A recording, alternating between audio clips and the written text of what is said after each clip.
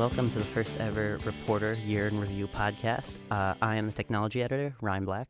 Hi, I'm Mandy. I'm outgoing editor-in-chief. And I'm Hannah, and I'm the incoming senior sports editor.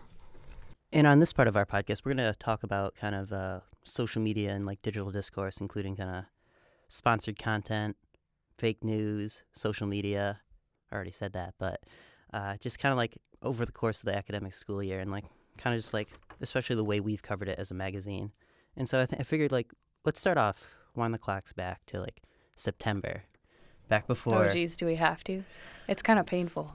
You're going to have to go through grad school all over again. Oh, my gosh. But so back then, fake news wasn't really a part of the conversation at all. Like, I don't think it was even part of the popular lexicon. It was kind of like people were more talking about sponsored content or native advertising. Yeah, I actually think back then, if you remember, a lot of the conversation about the media was focused on not so much fake news, but more about how it was rigged. So remember, Donald Trump was complaining about how if he lost, it would be the media's fault, not his own, even before the election had happened. So I think that the shift to fake news kind of started maybe in the fall, but I know that we ran this article about sponsored content, so I think it would be interesting to look back at that and see if that's still something that people care about.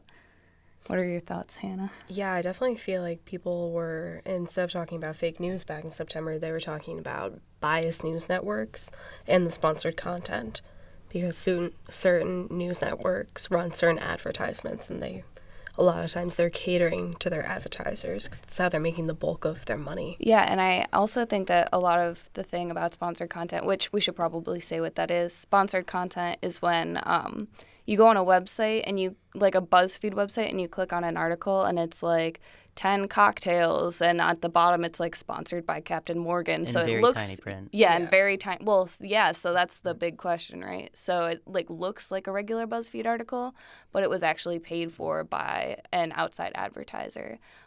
So that can be harmless, like when you're talking about cocktails, or it can be harmful, like if it's trying to like perpetuate some sort of informational agenda and you're not aware of the biases behind it as a consumer. I think it's even like kind of like troublingly untruthful when it's like something like a big purchase, like say it's like a car or something. Just there's like it's a huge endeavor, and like you're being fooled by something that's like you're consuming, thinking like the intent is informing you. But like this is actually kind of like the connective thread I found interesting, like with fake news, where it's like both are disguised as something that's trying to inform you, but like in reality they're not. Like, obviously, the severity is different between the two. Yeah, and let me know if you want to jump in, Hannah.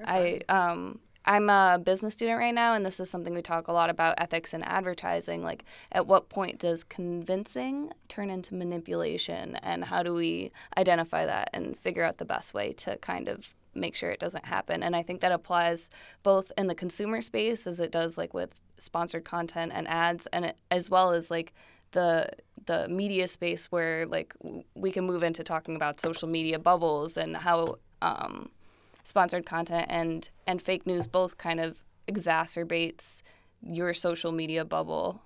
You mentioned the social media bubble, obviously, and I pulled a few excerpts from, I think it was your anonymous article. Oh, yeah. Yeah. Attraction of anonymity. That's it, yeah. And I found this, like, it was interesting. It was before even we were talking about, like, maybe the election fervor hadn't quite heated up all the way yet, but it was when you think that you're not accountable to what you say, then you see big polarization, you tend not to see moderates. And then these negative feelings are amplified with social media. At least somewhat the people say make political statements on social media that they would never say in person. And I kind of butchered the quote there, so let's say it's a paraphrase. Yeah, so I think that that's true. Like when you go on Yelp, you're not gonna, like, if you went to a restaurant and you're like, yeah, this is fine, this is like how I would have gone to any other restaurant, you're not gonna go to the website and leave a review. But if it was fantastic and they gave you like all of this great service, or if it was awful and you hated it, then you're gonna go. So I think you see that divide. Yeah, I definitely feel like with websites like Yelp or Google reviews, you're gonna get one end of the spectrum. Either it was a great experience or it was a horrible experience. You don't really get that middle ground of, yeah, it was an average. Yeah. I went to a restaurant, I ate, I went home. And it's kind of interesting to see how that feeds into the political content we consume, because like Oh, yeah, definitely. people still apply like that very polarized mindset where it's like they'll see something like the Pope supported Donald Trump or Hillary Clinton has Parkinson's disease, and like they feel very inclined to believe it despite it being from a organization that like they've never heard of. Yeah. And that kind of gets back to what you're talking about, both of you were talking about before, how like there's often this notion that like the media is this one single entity and like it's this grand conspiracy. So it's like we can't trust them, so we might as well just trust this thing which affirms what I already believe in.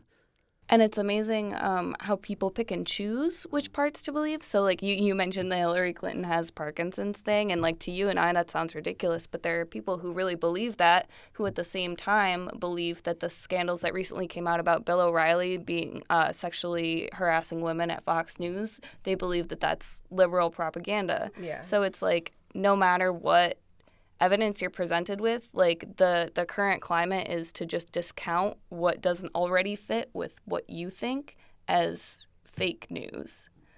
So it provides a really easy outlet for politicians to just kind of discount things that don't seem to fit with their image and say, oh, that's fake. I never said that, even if you can prove that they did.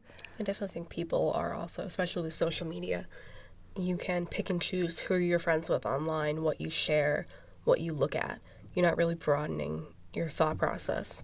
You can pick what you want to share, the type of people you want to interact with. So typically they're the people that you share similar political or social views with. Yeah, absolutely. And I think that talking about social media is really important. There was a long time where Facebook was refusing to accept responsibility for like the perpetuation of these. And they've recently kind of like decided to change their algorithm and whatnot. And like they've made some changes to kind of help you identify fake news. Like, I don't know if you guys noticed, they put the article titles like on the media, because we all know that like visual content is so much more like engaging. So they've started putting like the source and the article title like on the picture with the article, I think to combat this kind of like negative publicity they're getting from this whole fake news phenomenon. But I think that that's really interesting, and the way that social media plays like a huge role in politics these days is and that so goes a little bit into censorship. Like, do they step in? Do they take off these fake articles where, you know, Facebook, people were sharing an article that Hillary Clinton was running a pedophilia ring at a pizza shop, And that guy and it drove 300 spiraled miles into a huge thing that got so much national attention that it really didn't need to. So, do you allow online social media websites to censor these fake stories, or do we continue with free speech and perpetuating them? And I think that you also have to think about whose responsibility it is, like, to fact check the articles you're reading. So, like, Facebook's algorithm, at least the way it used to be, would just, like, show you more of what you liked, and now they have the reactions, which I think are weighted slightly more than likes are, but then it will just show you more of that content. So I think that even if Facebook should probably... It's a hard line because you don't want them to structure your newsfeed. Like, that's what we're talking about. But they are already doing it. Yeah. So if they're going to do it in the future, they should try and do it in a more bipartisan way. But I think that we should also try as, and you know, educated, like politically involved consumers to fact check ourselves and make sure that we are liking and commenting on things that maybe we don't agree with, but might broaden our worldview. And I think that would probably make us all better people in the long run. Oh, I totally agree. I think pushing your horizons and kind of surrounding yourself with people who have different backgrounds and different worldviews is so important, especially to educate yourself on world topics. But the average person is not going to want to do that. Yeah, people very much like their own bubbles. Oh yeah, absolutely. And I think that being at a school like RIT is helpful to us to like have developed that sort of mindset. But like there are a lot of people who don't get that kind of opportunity and who are never kind of in that kind of diverse environment that don't understand how helpful it is and how different everybody really is. So I think that we have kind of an advantage in that way that I wish that everybody else have an advantage. Yeah.